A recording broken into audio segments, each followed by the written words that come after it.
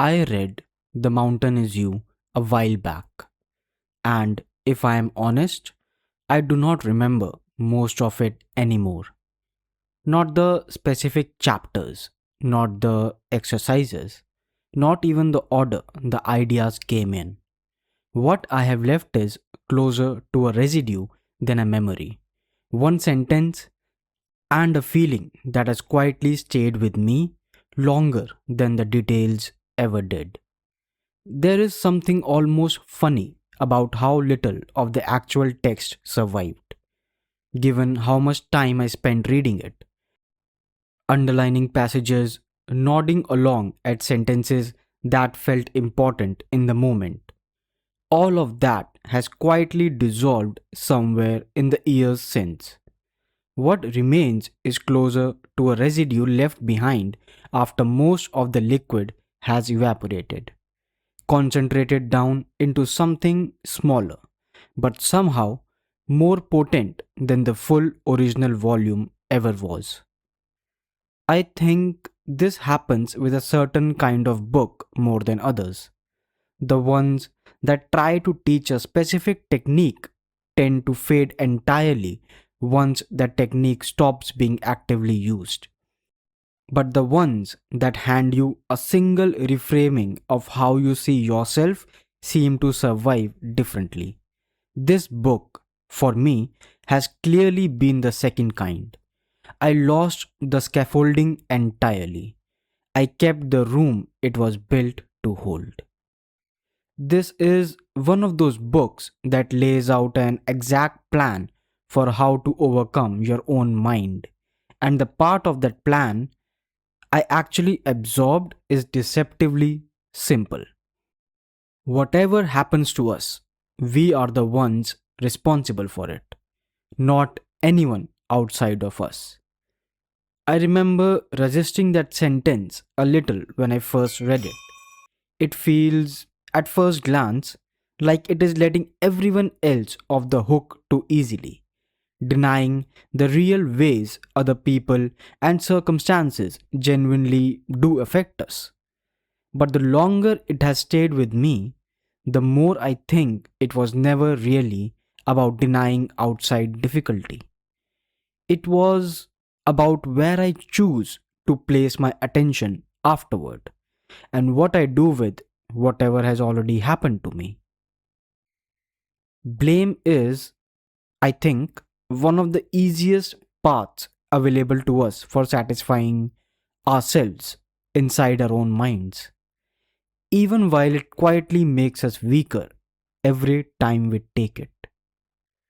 I think part of why blame is so tempting is that it arrives dressed as clarity.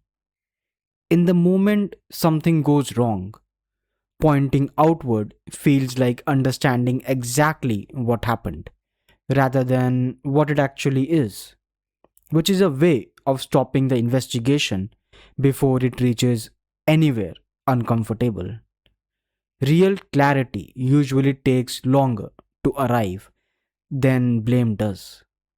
Blame is fast, clarity is slow. There is also a specific kind of company blame offers. It rarely stays alone in my head. It usually arrives with a supporting cast, a small rehearsed case for why this particular outcome truly was not my doing, complete with evidence I have already half prepared before anyone has even asked me to explain myself. But blaming will never let us move forward. Blaming will never let us grow.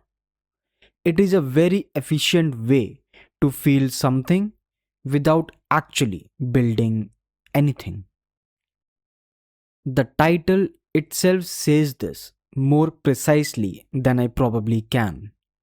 The mountain is you, not a metaphor for some external obstacle standing between me and where I want to be, but a description of the obstacle itself, which turns out to be internal the entire time. There is a particular kind of tiredness that comes with carrying a mountain that happens to be yourself. It shows up less as exhaustion and more as a strange, quiet familiarity with your own obstacles.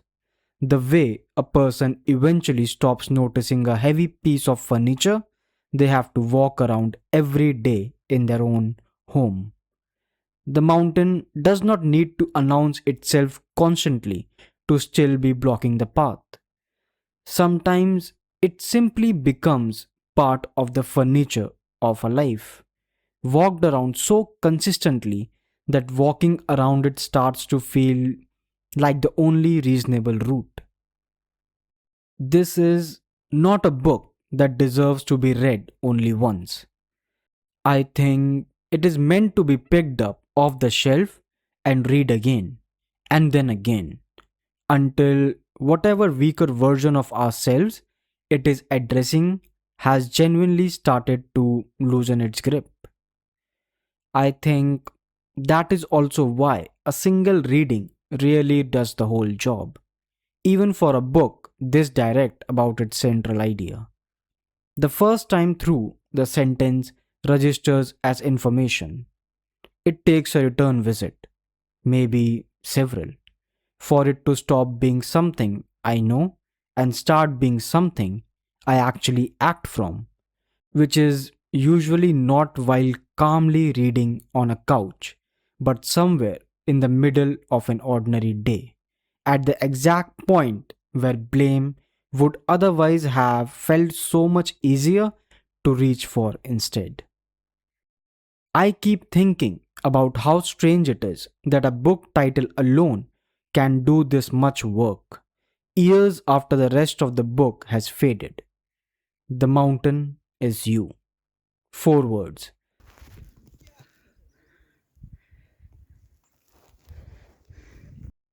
And somehow, they still land the same way they did the first time I read them on the cover, before I had even opened a single page.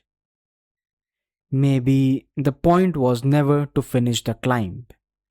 Maybe it was only ever to notice who has actually been standing on the mountainside the entire time, quietly mistaken for part of the rock. If this video stayed with you, I will see you on the next one.